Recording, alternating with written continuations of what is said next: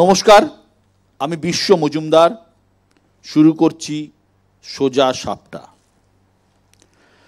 দক্ষিণ আফ্রিকা থেকে ফেরার ২.৫ বছর পর গান্ধীজি একটা বই লিখেছিলেন, third class in Indian railways.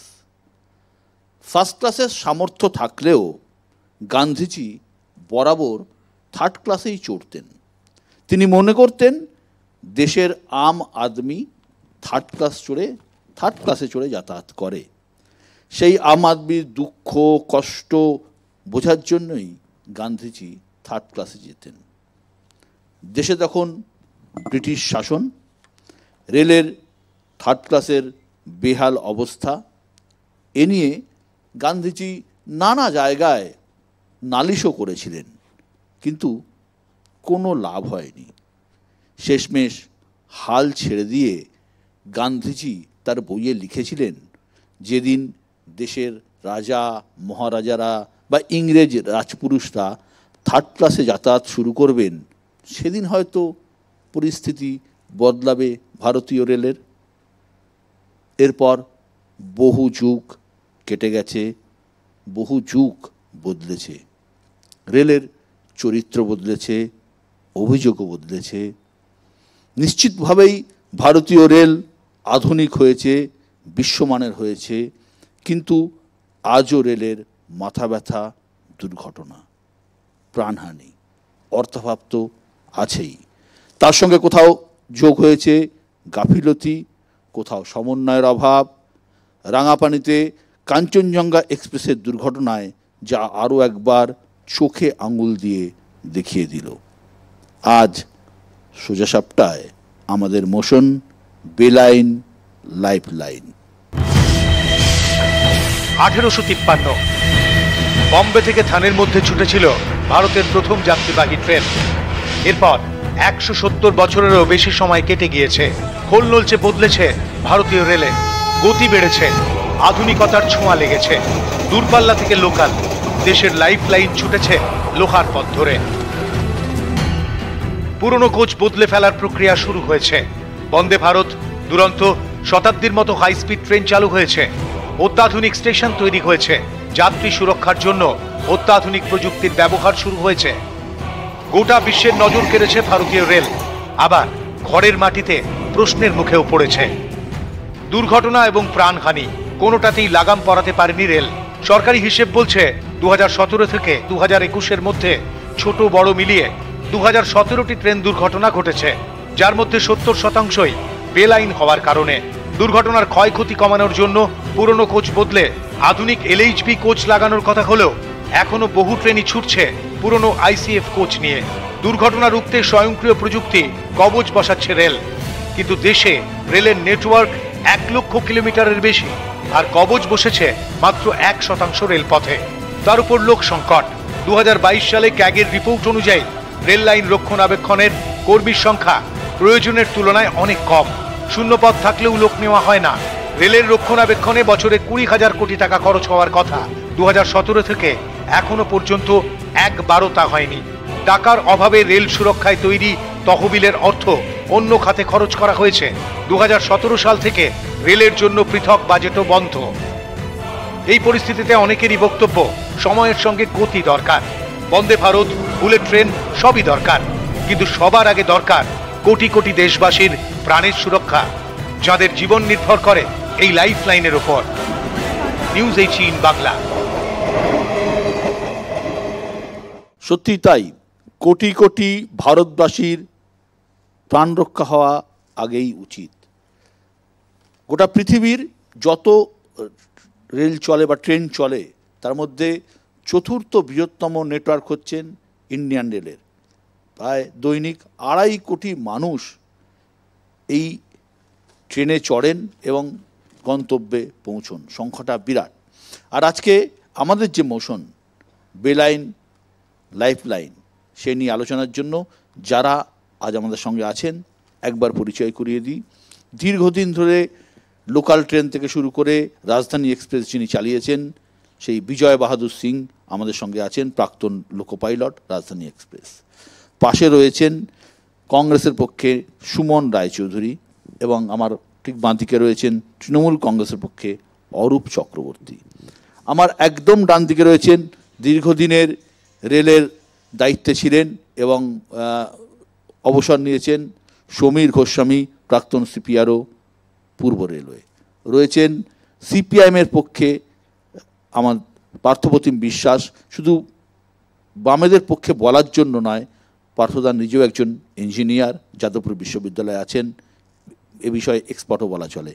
রয়েছেন বিজেপির পক্ষে বলার জন্য সুদীপ্ত গুহ, তিনি শুধু মুখপাত্রই নন, তিনিও একজন এ বিষয়ে এক্সপার্ট। সত্যি আমরা কোন জায়গায় রয়েছি, যে মানুষগুলো আমরা যারা সাধারণ মানুষ, যারা প্রতিদিন ট্রেনে চড়ি এবং ট্রেন আমাদের গন্তব্যে পৌঁছে দেয়, রাত্রে ট্রেনের বাঙ্কে ঘুমোতে যাই নিশ্চিতভাবে পরের দিন সকালে পৌঁছে যাব এই কল্পনা করে, অথচ বহু ক্ষেত্রেই সেই যাত্রা মসৃণ হয় না। একটা নিরাপত্তার অভাব সত্যি আমাদের প্রতিদিন প্রতিনিয়ত তাড়া করে বেড়ায়। কেন এরকম হবে? আমার প্রথম বক্তা পার্থপ্রতিম বিশ্বাস। এটা ঠিক যে ভারতীয় রেল আম জনতার লাইফলাইন বলতে যা বোঝায় সেটাই, এবং 1,26,000 কিলোমিটার লম্বা রেলপথ, পৃথিবীর চতুর্থ বৃহত্তম রেলপথ, প্রায় 2.5 কোটি মানুষ ট্রেনে যান, এটা ঠিক। 16,000 ট্রেন চলে, ফলে এই বিপুল নেটওয়ার্ক যার মধ্যে দিয়ে ভারতবর্ষ চলছে, ভারতবর্ষের মানুষ দৌড়ান এক প্রান্ত থেকে আরেক প্রান্তে, সেটাকে রক্ষা করার যদি বলেন যে প্রাথমিক দায় এবং দায়িত্ব, সেটা দেশের সরকার এবং দেশের রেল মন্ত্রকের। ফলে যদি কোনো দুর্ঘটনা হয়, কোথাও কোনো বিপর্যয় হয়, নিশ্চিতভাবেই সেই দায় অন্য কাউকে দেওয়ার আগে আমি বলবো রেল মন্ত্রকের সবসময় আত্মসমীক্ষা করা উচিত যে কেন এই বিপর্যয় বারবার ঘটছে। সেকেন্ড পার্ট হচ্ছে যে যখন আমরা এরকম একটা পরিবেশ বান্ধব মাধ্যম বলতে রেলকে আমরা বোঝাই, বিশেষত এই ক্লাইমেট চেঞ্জের বাজারে যেখানে রোড ট্রান্সপোর্ট আস্তে আস্তে কমে যাবে, ফলে সেখানে রেলকে বাঁচিয়ে রাখার কি উদ্যোগ, বিশেষত আপনি যেটা শুরু করলেন যে রেলে উঠলে এটা ঠিক কোনো সন্দেহ নেই যে রেলের গতি বাড়ার দরকার আছে, রেলের সংখ্যা বাড়ানোর দরকার আছে, রেলের ফ্রিকোয়েন্সি বাড়ানোর দরকার আছে, কিন্তু এই দরকারগুলোকে অ্যাড্রেস করতে গেলে যেটা দরকার, উন্নত মানের রেলওয়ে ট্র্যাক, উন্নত মানের সিগন্যালিং সিস্টেম, উন্নত মানের ইন্টারলকিং ব্যবস্থা। আমি বলবো যে এই প্রযুক্তি নির্ভর যুগে আমরা যখন বেঁচে আছি, তখন রেলের সুরক্ষাও অনেক বেশি প্রযুক্তি নির্ভর হবে, এটাই প্রত্যাশিত। আমি বলছি হিউম্যান এরার কমানোর ক্ষেত্রে সবচেয়ে বড় ভূমিকা পালন করতে পারে প্রযুক্তি। যে কথাটা অনেকবার আলোচিত হচ্ছে, Kavach, anti collision device. Anti collision device এখন আর আগেকার মতো সেই একটা ইঞ্জিন আর একটা গাড়ি লাগানো থাকে না, ফলে এখন অ্যান্টি কলিশন ডিভাইস হচ্ছে রেল ট্র্যাকে লাগানো থাকে, রেলের প্ল্যাটফর্মে লাগানো থাকে, রেল রিয়ার্ডে লাগানো থাকে, লেভেল ক্রসিংয়ে লাগানো থাকে, সর্বত্র। ফলে এই প্রযুক্তি নির্ভর উপায়ে যদি আপনি যান, তাহলে হচ্ছে যে রেলের দুর্ঘটনাকে আপনি আটকাতে সমর্থ হবেন। আমার নিজের ধারণা হচ্ছে যে আপনি 90% রেল দুর্ঘটনা অন্তত আটকাতে পারেন। ফলে আমরা আমাদের ভারতবর্ষের রেল কেন সে পথে হাঁটবে না, পরিকল্পনা নেওয়া হচ্ছে, কিন্তু সেটা প্রয়োজনের তুলনায় অত্যন্ত অপ্রতুল।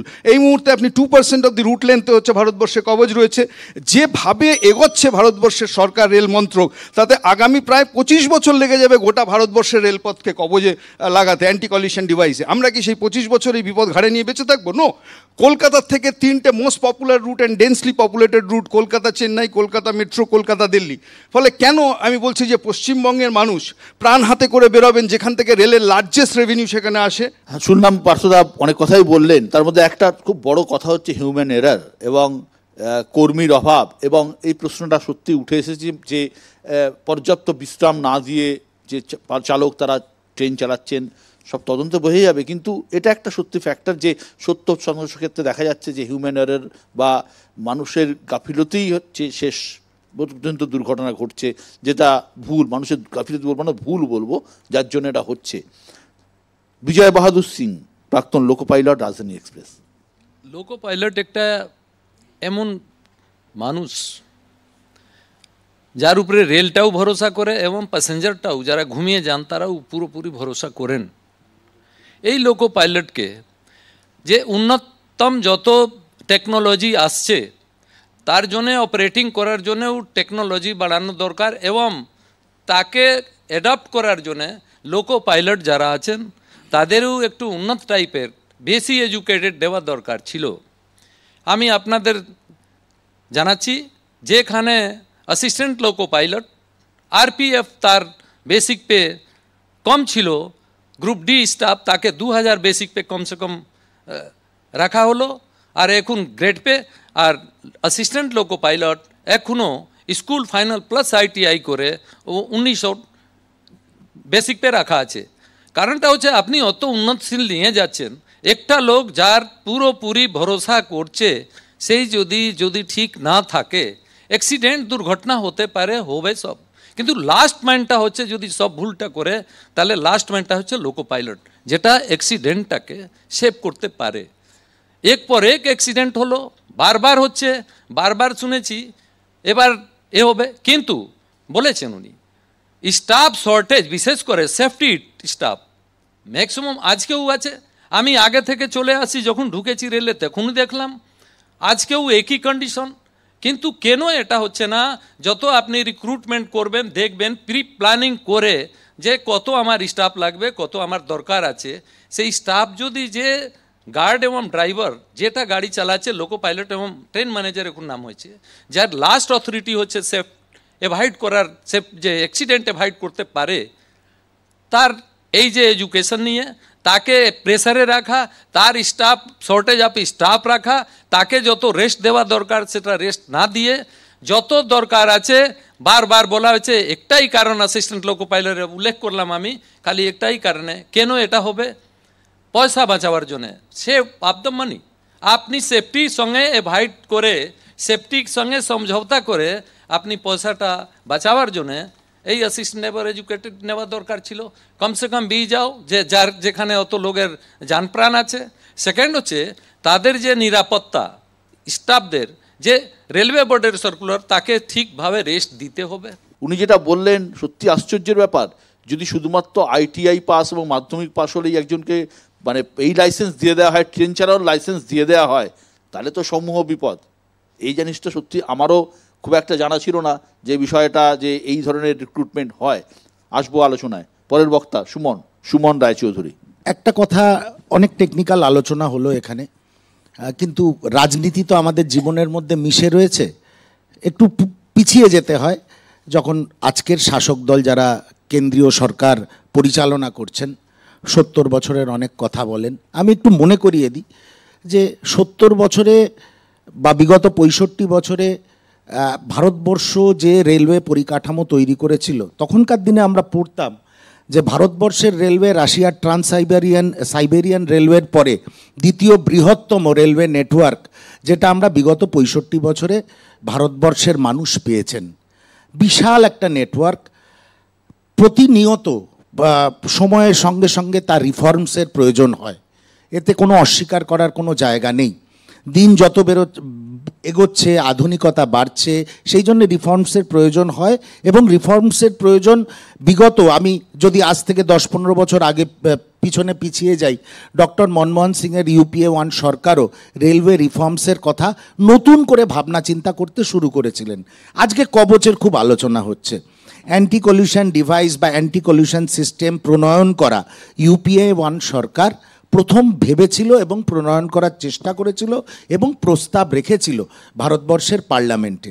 কিন্তু আজকে আমরা কি দেখছি? আজকে আমরা দেখছি, একটু আগে আলোচনা হচ্ছিল এখানে যারা এক্সপার্টরা রয়েছেন, যে কবচ কতটা ইমপ্লিমেন্টেড, খুব নেগলিজেবল শতাংশে।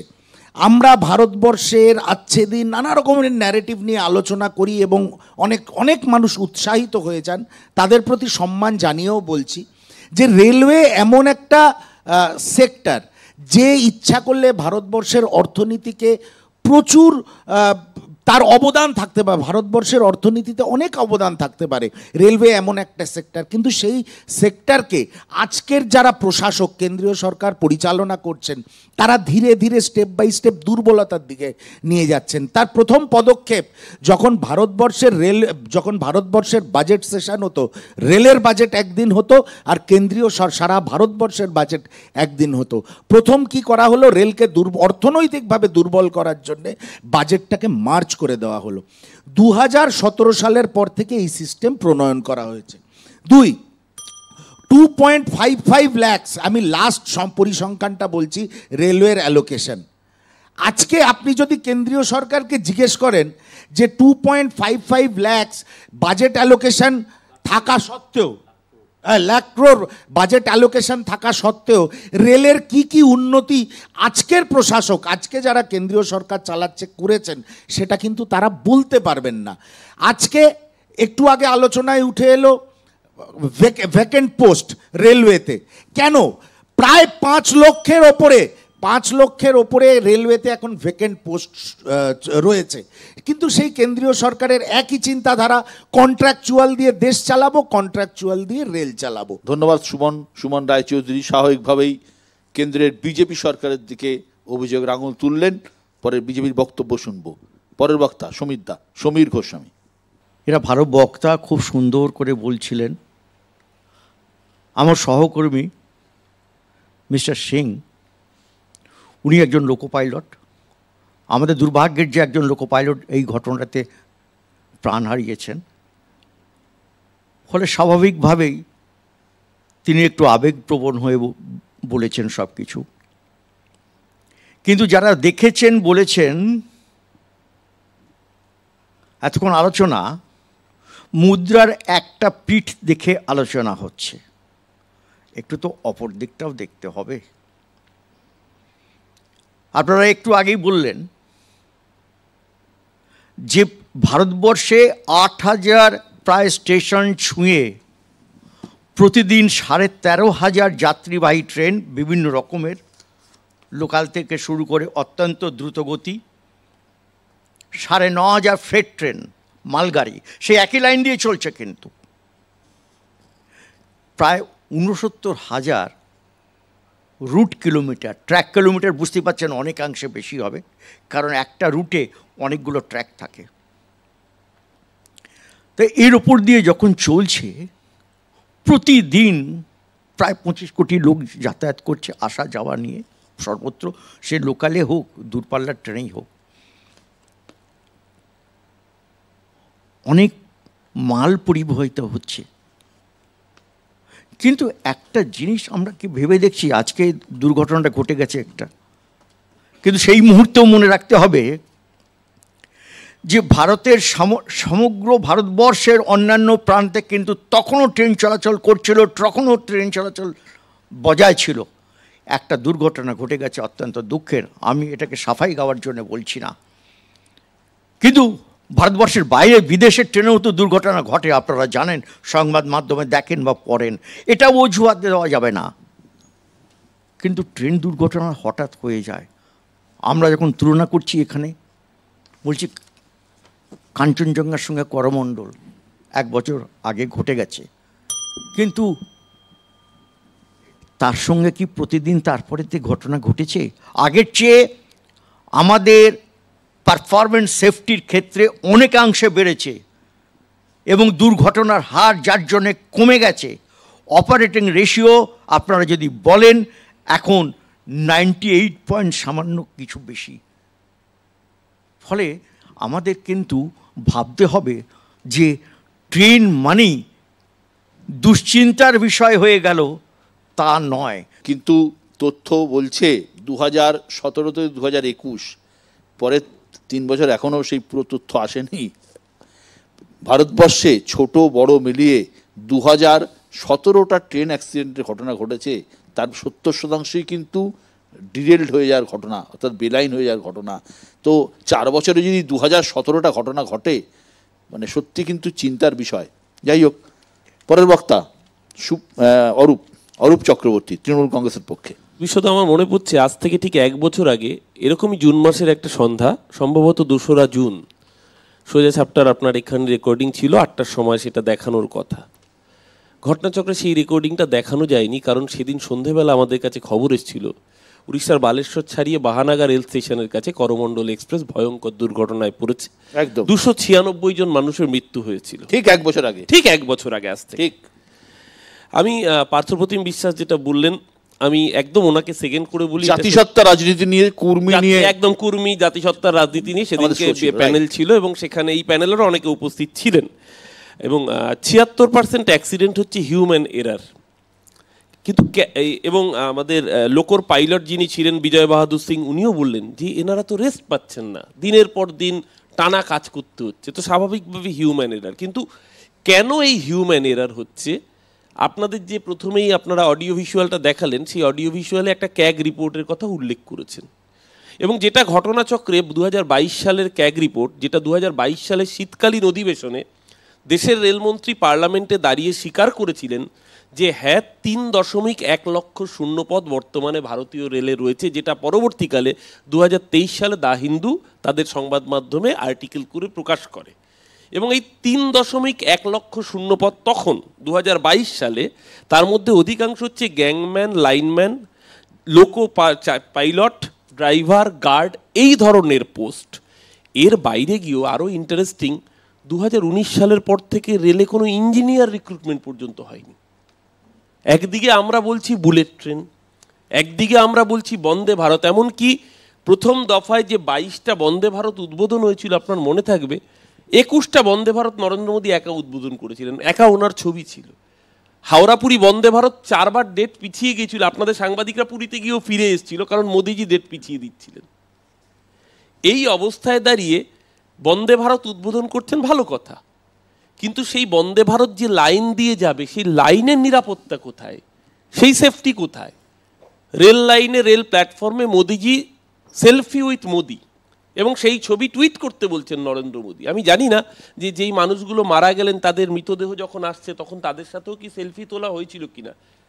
অদ্ভুতভাবে দেখলাম যেদিনকে দুর্ঘটনা ঘটলো, দেখুন এটা ঘটনা, যে এমন কিছু কিছু জিনিস থাকে যেটা নিয়ে হয়তো রাজনীতি করা সমীচীন নয়, কিন্তু রাজনীতিটা কারা শুরু করেছেন?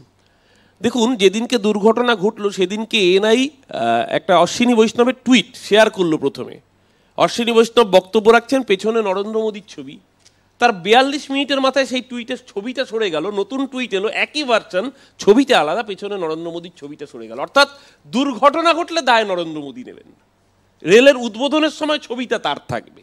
এই যে ঘটা করে বলা হচ্ছে রেলের টাকা, রেলের তো অর্থের সেই অর্থে অভাব নেই। সবচেয়ে বড় কথা বলা হয়, বারবার করে একটা প্রচার করা হয় যে ওই রেভারি পলিটিক্স, ফ্রি দেওয়া। বুঝতে হবে ভারত সরকার এটা একটা কল্যাণকামী রাষ্ট্র, রেল মুনাফা অর্জনের জন্য নয়। রেলের মুশকিলটা হচ্ছে রেলের মুনাফাটা অর্জন করবে আদানিরা, রেলের মুনাফাটা অর্জন করবে পুঁজিপতিরা, আর তার গুণাগার দেবে দেশের সাধারণ মানুষ। অমৃত স্টেশন তৈরি হচ্ছে, বিশ্বদা, অমৃত স্টেশন কেন তৈরি হবে? কারণ সেই স্টেশনের বরাত আদানির মতো কর্পোরেটরা পাবে। মানুষের স্বার্থে রেলের পরিষেবা, প্রযুক্তি এবং লাইনের ডেভেলপমেন্ট, সর্বোপরি যে বিপুল সংখ্যায় কর্মী সংকোচন, সেটা অবিলম্বে নজর দিক কেন্দ্রীয় সরকার। রেল মুনাফার থেকে বেশি পরিষেবার দিকে নজর দিক, তাহলেই দেশের মানুষ নিরাপদ হয়ে হাফ ছেড়ে বাঁচবে। ধন্যবাদ। অরূপ চক্রবর্তী তৃণমূল কংগ্রেসের পক্ষে বললেন, অরূপ চক্রবর্তী বিজেপির পক্ষে সুদীপ্ত গুহ। বক্তব্যের প্রথম শুরুতে আমি বলি যে ভারতবর্ষে প্রথম সেফটি নিয়ে প্রথম টেন্ডার রেল কত সালে করেছে? 2021। তার আগে ভারতবর্ষে রেল সেফটি নিয়ে কোনো প্রকল্পে কোনো টেন্ডার কেন করা হয়নি? কারণ টেকনোলজি ছিল না। টেকনোলজি কেন ছিল না? টেকনোলজি ছিল না এই কারণে, কারণ এই ব্যাপারে 2012-তে প্রথমবার একটা সিস্টেম চালাতে গিয়ে সেই টেস্টিংয়ে সেই ব্যাপারটা ফেল করে যায়। 12 থেকে 14 গভর্নমেন্ট বসেছিল। 14 পর নতুন সরকার আসার পর আবার এই নিয়ে গবেষণা শুরু হয়। বিভিন্ন স্টেজে আপনারা জানেন তার অ্যাপ্রুভাল দরকার, সেই অ্যাপ্রুভাল হতে হতে 2021-এ প্রথমবার আমাদের দেশে। কিন্তু রেল কবে শুরু হয়েছে? আপনি বললেন 1853। আচ্ছা আমি ছেড়ে দিলাম 1947, সেটাও ছেড়ে দিলাম।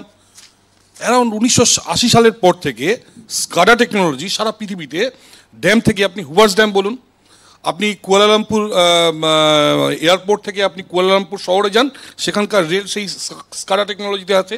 এই স্যার জানেন ব্যাপারটা, যেটা ইভেন আমাদের এই রেলে ইউজ করা হচ্ছে। ভারতবর্ষে 2000 সাল থেকে রেলে স্কাডা টেকনোলজি ইউজ করা হচ্ছে, 2000 সাল থেকে ডিএমআরসি ইউজ করছে। তাহলে কেন 2021 পর্যন্ত আমাদের ওয়েট করতে হলো? ঘটনা হচ্ছে যে এর আগে যখন নাকি এই রেলের বাজেট ঘটা করে মানে পেশ করা হতো, সেটা একটা পলিটিক্যাল হাতিয়ার ছিল। বিভিন্ন জায়গায় বিভিন্ন রেল যেখানে কোনো দরকার ছিল না, এটা একটা নিজেদের পাবলিসিটির জন্য রেলকে ইউজ করা হতো। কোনোদিন রেল সেফটি নিয়ে ভাবা হয়নি। আমাদের আগে 67 বছর কি করেছে বিভিন্ন সরকার আমাদের আসার আগে কি করেছে আমাদের আগে বিভিন্ন সরকার? এটা তো শুরু করা উচিত ছিল 1980 থেকে। এই টেকনোলজি তো এই না। আমাদের দেশে আইআইটি নিয়ে গর্ববোধ করে আমাদের কংগ্রেসিরা। আমি বলুন 1950 50 সাল থেকে আইআইটি আছে, আইআইটি কি শুধুমাত্র আমেরিকায় লেবার পাঠানোর জন্য তৈরি হয়েছিল? কেন সেই আইআইটিতে গবেষণা করা হয়নি? যাদবপুর বিশ্ববিদ্যালয় এখানে বসে আছে, যাদবপুর বিশ্ববিদ্যালয়কে শুধুমাত্র হোক কলরব করে একজন মাস্টারমশাইকে ভিক্টিমাইজ করার জন্য? তারা কেন এখানে গবেষণা করেননি?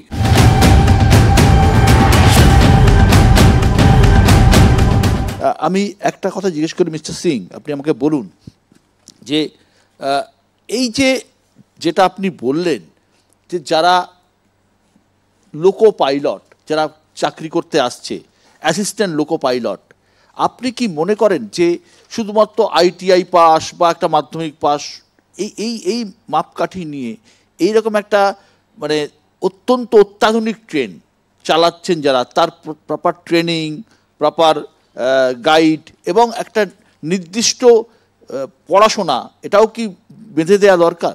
আমি বলেছি ওটা কেন লোকো পাইলট ডাইরেক্টলি রিক্রুটমেন্ট হয় না। একটা লোকো পাইলট হতে গেলে অ্যাসিস্ট্যান্ট লোকো পাইলট থেকেই অ্যাপয়েন্টমেন্ট হয়। এবং যদি আমি আগেই পুয়ার লোককে যদি নিই, তাহলে আমার যত টেকনোলজি হাই হচ্ছে, আমার ইঞ্জিনগুলো ভালো ভালো উন্নতম ইঞ্জিন আসছে, তাকে অপারেট করার জন্য তার ক্ষমতাটাও দরকার। সেই জন্যে আমি এটা উল্লেখ করেছিলাম। আর এটা কেন হচ্ছে না আমি আগেও বলেছি, ডিউ টু মানি, স্যালারি যাতে বেশি না দিতে হয়। এবার স্যালারি না দিতে গেলে আমি সেফটির সঙ্গে স্যালারির সঙ্গে যুক্ত করে দিচ্ছি, এটা আমি মনে করছি এটা ঠিক হচ্ছে না। দ্বিতীয় কথা যে লোকো পাইলট লাস্ট ম্যান আছে, যেটা অপরাণ চেষ্টা করে যাতে কোনো দুর্ঘটনা না হয়। এবার তারা যে লাইন ট্রেনিং করবে, ইনিশিয়াল ট্রেনিং হয়, বারবার সেফটি ট্রেনিং হয়, সব জায়গায় ওদের ট্রেনিং করানো হয়, এটা যায়।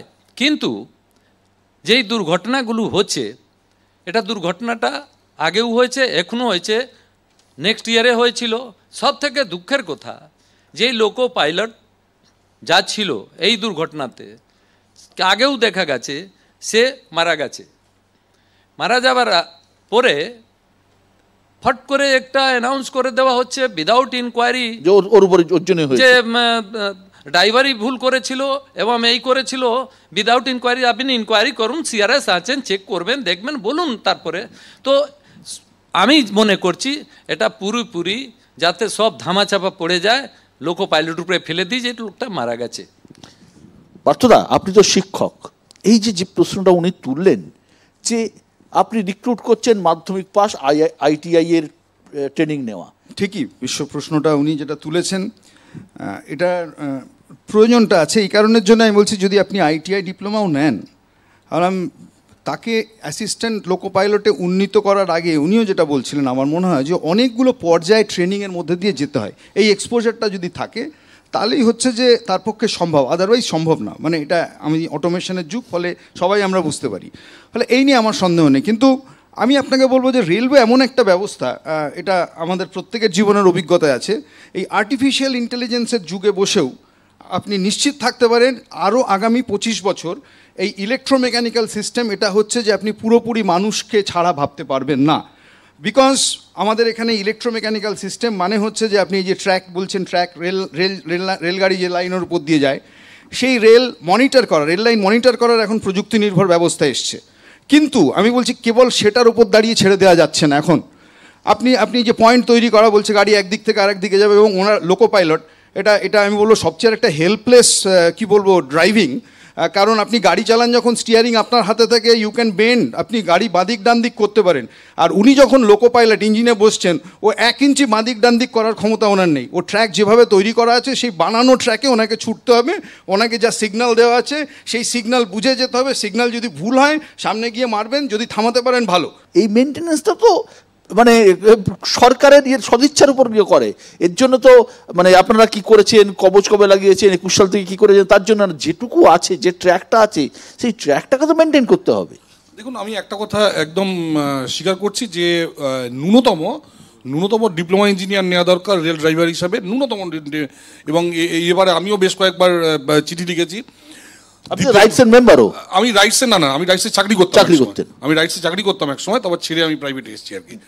তো ঘটনা হচ্ছে যে নো ডাউট ডিপ্লোমা ইঞ্জিনিয়ার দরকার, বিশেষ করে এখন যে টেকনোলজিতে চলছে। যেমন ধরুন আপনি হাওড়া থেকে এই যে মেট্রোটা যেটা আসছে ওটা কিন্তু ড্রাইভারলেস টেকনোলজি, ওটা কিন্তু স্কাডা। ওখানে ড্রাইভার যে ভদ্রলোক বসে আছে ও কিন্তু ট্রেন চালাচ্ছে না, ও বেসিক্যালি একজন মেনটেন্যান্স ইঞ্জিনিয়ার। তো ঘটনা হচ্ছে যে খুব শিগগিরই এই টেকনোলজি চেঞ্জ করতে হবে, টেকনোলজি তো নো ডাউট চেঞ্জ করতে হবে, এবং মেইনটেনেন্সটাও তার সঙ্গে জড়িত। মানে এটা এই নয়, আমি বলছি ধরুন রেল ট্র্যাক মেইনটেনেন্স এটসেট্রা এগুলো একসঙ্গে জড়িত। এবার ধরুন অনেকে বলছে যে মেইনটেনেন্স কেন আপনারা প্রাইভেট কোম্পানিকে দিয়ে দিচ্ছেন বা সামথিং। আপনি দেখুন স্টেট ইলেকট্রিসিটি বোর্ড তাদের operation and maintenance completely privatise. না এক মিনিট, বিদ্যুৎ সাপ্লাই একটা জিনিস, সাধারণ মানুষের যাত্রী নিরাপত্তা অন্য জিনিস। আমি আপনাকে বলছি বিদ্যুতে ওই নিরাপত্তার ক্ষেত্রেই বলছি, বিদ্যুতের নিরাপত্তার ক্ষেত্রেও কমপ্লিটলি এটা প্রাইভেট কোম্পানিকে দেওয়া হয়েছে। বিদ্যুৎ কোম্পানিকে আমার বাবা যখন চাকরি করতেন WBSEB বলে একটা কোম্পানি ছিল, এখন সেটা ভেঙে 3টে কোম্পানি হয়েছে, WBSEDCL, DCCL। কিন্তু আপনি রেলের ক্ষেত্রে একমাত্র সলিউশন বিকেন্দ্রীকরণ। আপনি আজকে করতে যান, কালকে দেশে আগুন ধরে যাবে। রেলে আজকে যে টাকাটা দরকার, রেলে যে এটা দরকার, আজকে একটা ছোট্ট উদাহরণ দিই। সারা ভারতবর্ষে যে কটা মেট্রো রেল আছে প্রত্যেকটা মেট্রো রেল একটা কর্পোরেশনের আন্ডারে চলে, এবং সেটা আন্ডার আরবান ডেভেলপমেন্ট মিনিস্ট্রি। একমাত্র কলকাতা ডাইরেক্ট রেলের আন্ডারে চলে, thanks to Mamata Banerjee. And that's why for last 15 years Kolkata metro রেলে মাত্র 3 থেকে 4টে স্টেশন অ্যাড হয়েছে, এর বেশি হয়নি, এবং এর জন্য সম্পূর্ণ দায়ী মমতা ব্যানার্জি, আর কেউ না। কারণ এটা দিয়ে আসা উচিত ছিল আরবান মিনিস্ট্রিকে, সেটা তো দেননি। উল্টে KMRCL যেটা আরবান মিনিস্ট্রি ছিল সেটা উনি হাত থেকে কেড়ে রেলকে দিয়েছেন, যে জন্য গত 15 বছরে 3 থেকে 4টা উনি গিনিস বুকে রেকর্ড করবেন উনি। এটা কমপ্লিটলি কর্পোরেশনকে দিতে হবে। আমি প্রথমত বিজেপির প্রতিনিধিকে ধন্যবাদ জানাই যে উনি বিজেপির আসল এজেন্ডাটা প্রকাশ্যে স্বীকার করেছেন, যে রেলকে একমাত্র উদ্দেশ্য হচ্ছে বিকেন্দ্রীকরণ। তো এইটা বিজেপির পলিটিক্যাল এজেন্ডা, বিকেন্দ্রীকরণ এবং বেঁচে দেওয়া। কেন বলছি দেখুন, আমরা যারা সাধারণ মানুষ, আমি এত টেকনিক্যাল টার্মে যাচ্ছি না, যদিও স্কাডা টেকনোলজি নিয়ে আমি জানি, কারণ আমি যে কোম্পানিতে কাজ করতাম তারাই স্কাডার তৈরি করতো, সেটা গভর্নমেন্ট অফ ইন্ডিয়া এন্টারপ্রাইজ ছিল, পরে সেটাকেও বেঁচে দিয়েছে প্রাইভেটের হাতে। আমি পরে আসছি সে প্রসঙ্গে। আমি যেটা খুব পরিষ্কার সাধারণ মানুষের জায়গা থেকে বুঝি বিশ্বদা, আপনি যে ট্রেনে চড়তেন তার টিকিটের ভাড়া অন্তত 73% থেকে 150% পর্যন্ত বৃদ্ধি পেয়েছে। প্ল্যাটফর্ম টিকিট 5 টাকার প্ল্যাটফর্ম টিকিট 50 টাকা গেছে। শুধু তাই না, তৎকাল প্রিমিয়ার তৎকাল, ডায়নামিক প্রিমিয়ার তৎকালের নামে যেই টিকিট 700-800 টাকা 3AC-র, সেই টিকিট আপনি 3000 টাকা দিয়েও আপনি কিনতে হচ্ছে দেশের সাধারণ মানুষকে। অথচ বলা হচ্ছে রেলকে বাঁচানোর উপায় বিকেন্দ্রীকরণ। কেন? তাহলে এই যে টাকাটা আমি আর্ন করছি, রেলের টাকা, এটা ঘটনা যে টিকিট বিক্রি করে রেলের টাকা ওঠে না, রেলের মূল আয়টা আসে ফ্রেট থেকে, ফ্রেট করিডর থেকে। আপনি সেখানে ফ্রেট করিডরের জন্য কি কাজ করেছেন? আমি বলছি রেল এত টাকা খরচ, বাজেট দেখুন, জাস্ট শেষ করে নিচ্ছি, বাজেটের অধিকাংশ বরাদ্দ হচ্ছে অমৃত ভারত স্টেশন তৈরির জন্য বিশ্বদা। সেই স্টেশন কি হবে? কর্পোরেটকে ভাড়া দেওয়া হবে, এবং তার লিস্ট পাচ্ছে কারা? আদানিরা। আজকে পরিষ্কারভাবে যেরকমভাবে এয়ারপোর্টগুলোকে আদানির হাতে, বন্দরগুলোকে আদানির হাতে বা কর্পোরেটের হাতে তুলে দেওয়া হয়েছে, রেলকেও সেভাবে বেচে দেওয়ার পরিকল্পনা। তার বিনিময়ে, আমি সুদীপ দাদা আপনার সময় বলিনি, আমি প্লিজ শেষ করে নি, তার বিনিময়ে আজকে পরিষ্কার ভারতবর্ষের মানুষের জীবন আসলো কি, বিশেষ করে গরিব মানুষের জীবন। কারণ আপনি দেখবেন অ্যাক্সিডেন্টে সবচেয়ে বেশি মারা যায় যারা জেনারেল কম্পার্টমেন্টে থাকে অথবা যারা স্লিপার। কারণ হচ্ছে যখন একটা মালগাড়ি লোকে এক্ষেত্রে ধাক্কা দিচ্ছে, সবার প্রথমে থাকে জেনারেল কম্পার্টমেন্ট, তাই সবচেয়ে বেশি সাধারণভাবে এফেক্টেড হয় সবচেয়ে প্রান্তিক সীমার মানুষরা, যাদের জীবন নিয়ে। সুমন রায়চৌধুরী রেলওয়ে বিকেন্দ্রীকরণ নিয়ে প্রশ্ন উঠছে। না, এটা খুব স্বাভাবিক ব্যাপার। ওরা বিকেন্দ্রীকরণ, প্রাইভেটাইজেশন, যে ভাষাতেই আপনি বলুন, এটা ওদের কাছে খুব লোভনীয় ব্যাপার। না, আমি একটা জিনিস আমি এখানে বিজেপির প্রতিনিধিকে প্রশ্ন করতে চাই। উনি বললেন রেলওয়ে সেফটি নিয়ে 2021 সালের পরে কোনো টেন্ডার হয়নি। আগে 2021 সালের আগে কোনো টেন্ডার হয়নি। মানে টেন্ডার ব্যাপারটা আপনাদের খুব প্রিয় ব্যাপার, সেটা আমরা বুঝতে পারি। না, শুনুন না, আমরা তো সাধারণ মানুষ, লেম্যান। আমি আপনার মতন রাইটসে ছিলাম না বা কোনো রেল সংক্রান্ত দপ্তরের সাথে যুক্ত ছিলাম না। টেন্ডার হয়নি মানে 1853-1854 সালে যখন প্রথম রেল চলতে শুরু করে ভারতবর্ষের মাটিতে, টিল 2014 আপনারা যতদিন না ক্ষমতায় এসছেন, কিভাবে রেলওয়ে সেফটিটাকে কিভাবে পরিচালনা করতো ভারত সরকার, সেটা আমি একটু আপনার কাছে জানতে চাই। এক। দু নম্বর আপনি তাড়াতাড়ি শেষ করছি।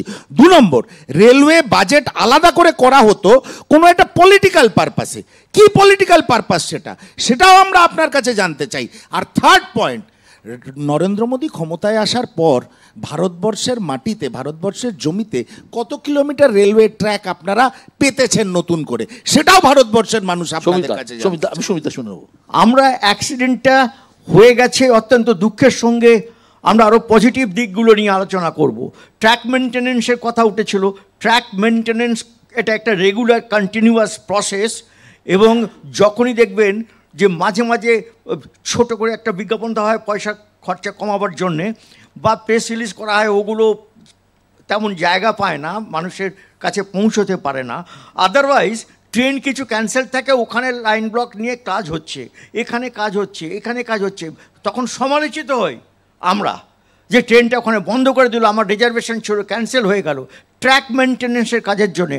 আপনারা দেখেছেন আমরা কিভাবে সমালোচিত হয়েছে। এই সামনে শিয়ালদা স্টেশনকে আরও যাতে আমাদের এক্সটেনশন করে ওখানটা জটটা 1 থেকে 5-এর মধ্যে যে জট থাকে ঢোকানো, 9 বগিকে 12 বগি করার জন্য না, আমি আপনাকে আরেকটা জিনিস আমি সময় রিকোয়েস্ট করব, কোনো একটা অ্যাক্সিডেন্ট আমাদের দলীয় নীতি প্রকাশের জায়গা হবে, এটা বোধহয় হওয়া উচিত হবে না।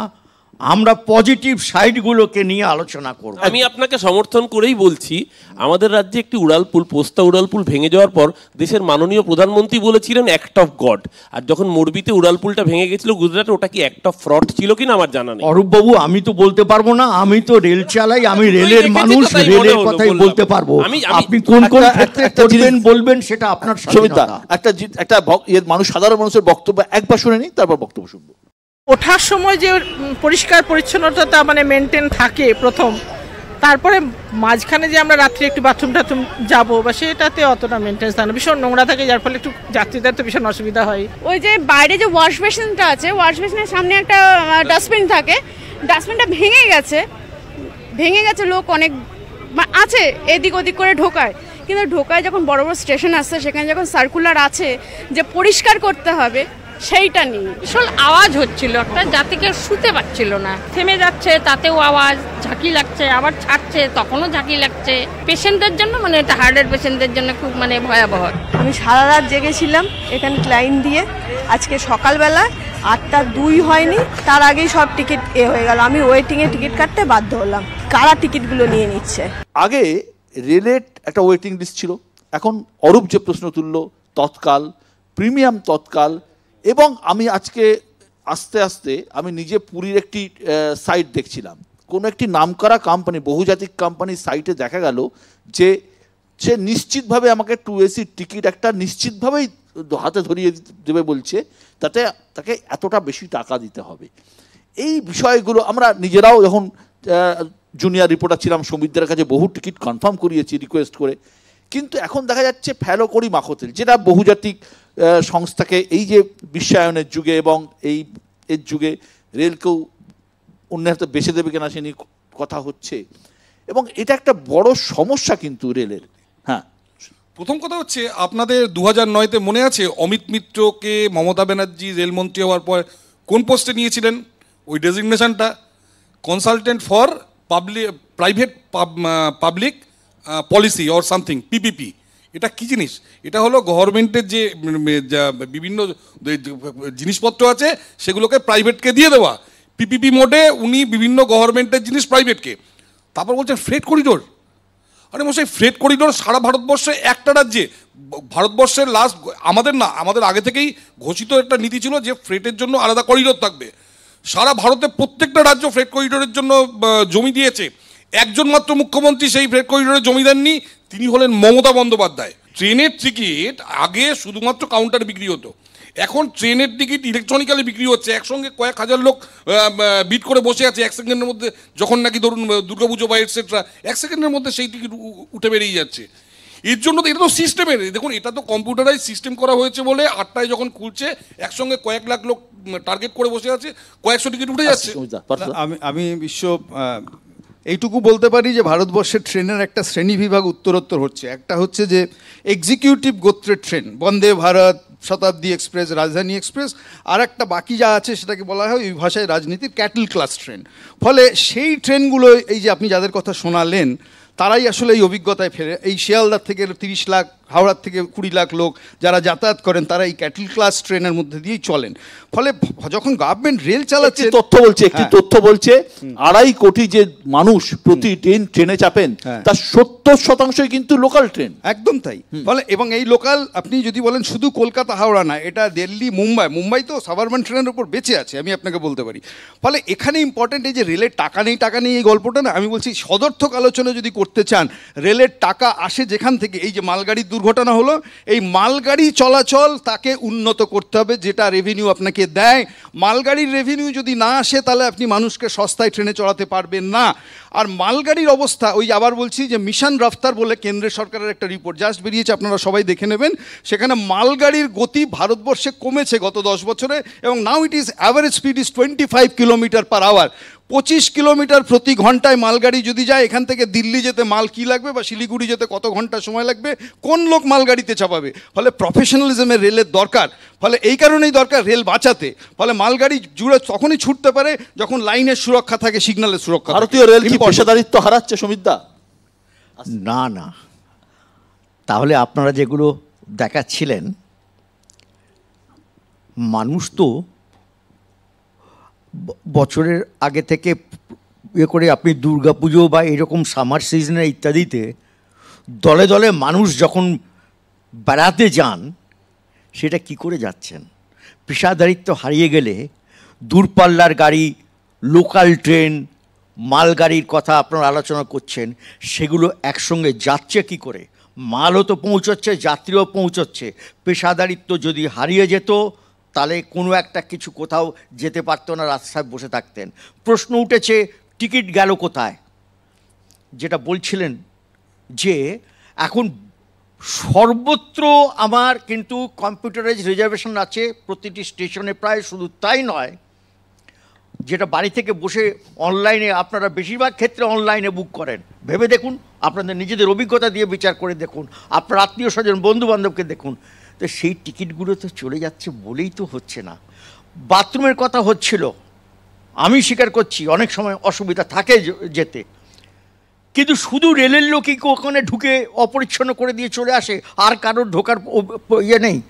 আমরা যাত্রীরা যখন যাই তখন আমাদেরও তো দায়িত্ব পড়ে যে একটু ভালো করে, যেমন নিজের বাড়িতে যেমন ব্যবহার করি ওরকমভাবে ব্যবহার করব। একজন যাত্রী বেরিয়ে গেলেই আরেকটা আপনি যেতে পারবেন না। কেন হয় এটা? এই যে লোকের অভাব তো আপনি বললেন, এই লোকের অভাব কি চালকদের উপর আলাদা চাপ তৈরি করছে? অতিরিক্ত সময় ডিউটি, ঘুম না হওয়া, এইগুলো কি চালক যারা আছেন তাদের কি প্রেশার হচ্ছে? লোকো পাইলট আজকেও কম থাকছে এবং তারা পুরোপুরি রেস্ট পাচ্ছে না। ইভেন যদি অসুস্থ হয়, রেলওয়ে বোর্ডে ওনারা জানেন, রেলওয়ে বোর্ডের অর্ডার আছে, অধিকার দেওয়া আছে যে যদি আপনার অসুস্থতা বোধ করেন তাহলে আপনি সিক হয়ে যাবেন, অফিসকে রিপোর্ট করে দেবেন, চাকরি করবেন না, কিংবা যেখানে থাকবেন রিপোর্ট করে থেকে যাবেন। কিন্তু এখন যদি অসুস্থ কেউ মানুষ হয়, কোনো লোকো পাইলট শর্টেজ, 30% বেশি রাখা উচিত। যত ট্রেন চলছে তার 30%, স্যার বলুন যে না, এটা 30% বেশি রাখা উচিত। কিন্তু আজকে 100%ও নেই যে ওখানে যে যত লোক 30% তো নেই। ওটা রাখা হয় ট্রেনিংয়ের জন্যে, ওটা রাখা হয় ছুটির জন্যে, ওটা রাখা হয় যাতে কোনো জায়গায় অসুস্থ হয় ড্রাইভার তার জন্যে, কিন্তু ওটা মেনটেন হচ্ছে না। এবং সেই লোকো পাইলট আজকে খুব প্রেসারে, যার ফলটা হচ্ছে আমি যদি ভুলটা না শুধরাই, খালি উপরে উপরে বললে তো হবে না। ভুল শুধরাতে গেলে আসলে আমাকে যদি মনে করি যে আমি গিল্টি আছি তো স্বীকার করতে হবে। যদি আমি স্বীকারই না করি তাহলে আমি কি করে শুধরাবো, এটাই আমি বলছি। এবং একটাই খালি কথা বলবো স্যার, যেটা এই অ্যাক্সিডেন্ট হলো, এই অ্যাক্সিডেন্ট টোটালি ভুলের জন্য হয়েছে, টোটালি মানুষের ভুলের জন্য হয়েছে। এবং যেটা বলেছিলাম, এডুকেটেড লোক, যেটা জানা দরকার ছিল কোন পেপার দিতে হবে, সেই লোকো পাইলট কোন পেপার নেবে এবং কি যাবে, আপনারা তদন্ত করুন। সব করে বলে দিলে হলো যে না লোকো পাইলট দোষী মরে গেছে বলে, পুরোপুরি দোষ ছিল রেলের। এবং আমি বলছি ওই লোকটা মারা গেছে, ওকে মার্ডার করা হয়েছে, এখন ওর উপরে দোষ চাপাচ্ছেন। এখন আপনি পেপার ইস্যু করেছেন যাতে ও গিয়ে বাধ্য হয়েছে হাই স্পিড যেতে, ওখানে ওই সেকশনে কনভার্ট হয়েছে ওই সেকশনটা, মানে অত ছোট ঘটনা নয়। কনভার্ট হয়েছে মানে বিশদ আমি এখানে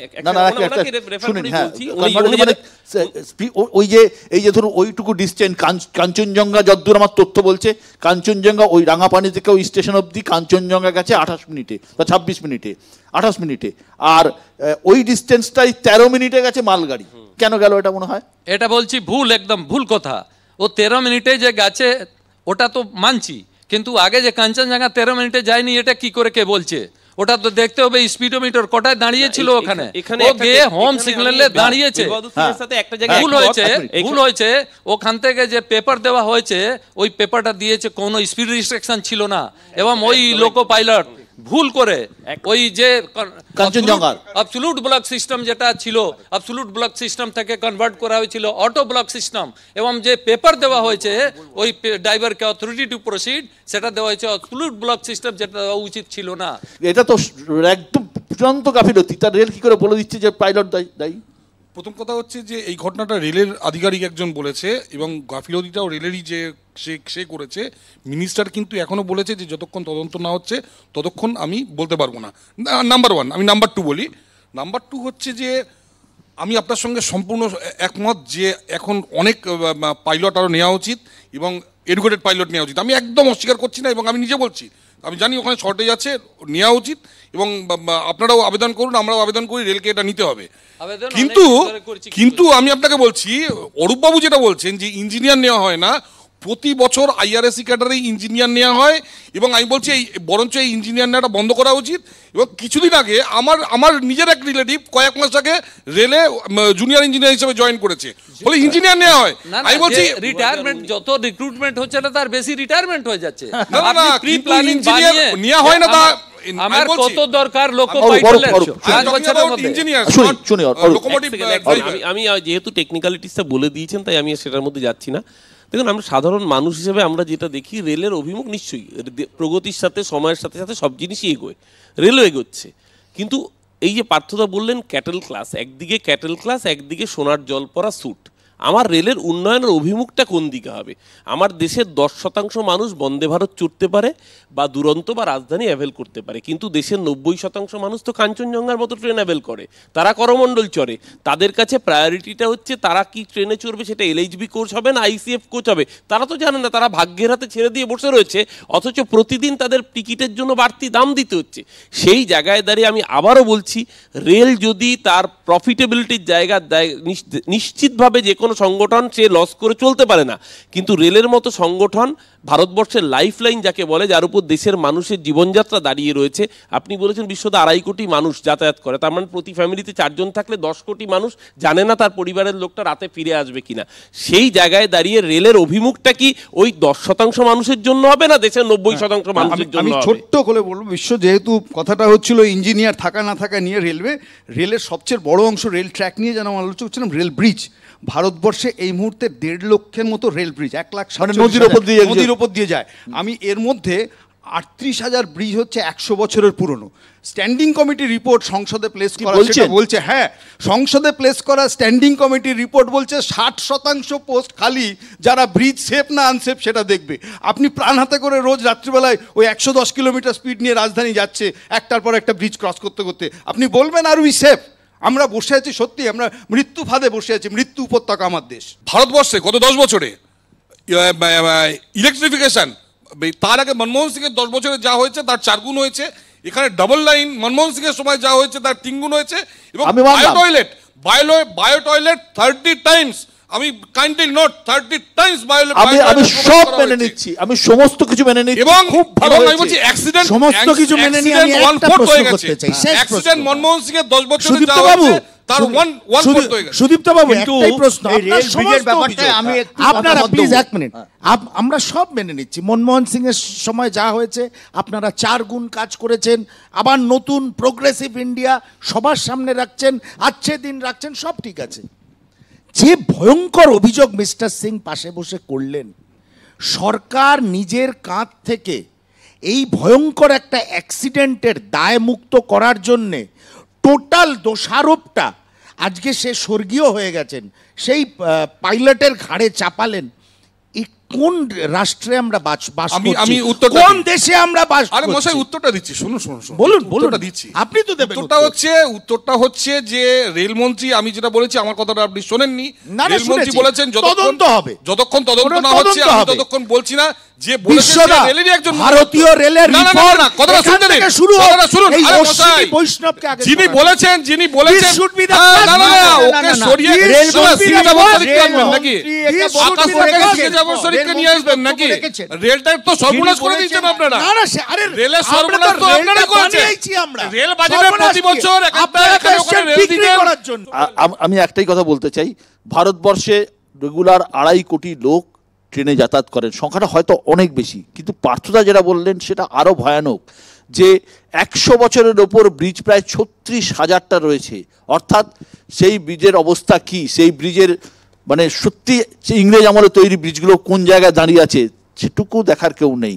সত্যি আমাদের যে জীবনযাত্রা, আমরা যারা ট্রেনে চড়ি, সাধারণ মানুষ যারা ট্রেনে চড়েন, আমরা চাই একটিও প্রাণহানি না হোক। আমরা চাই রেল ভারতের লাইফলাইন হয়েই থাকুক, বেলাইন যেন কখনো না হয়, এবং আমরা যেন নিরাপদে নিশ্চিন্তভাবে রাতের রেলযাত্রা, দিনের রেলযাত্রা খুব ভালোভাবে মসৃণভাবে করতে পারি। এটুকুই আমাদের চাওয়া।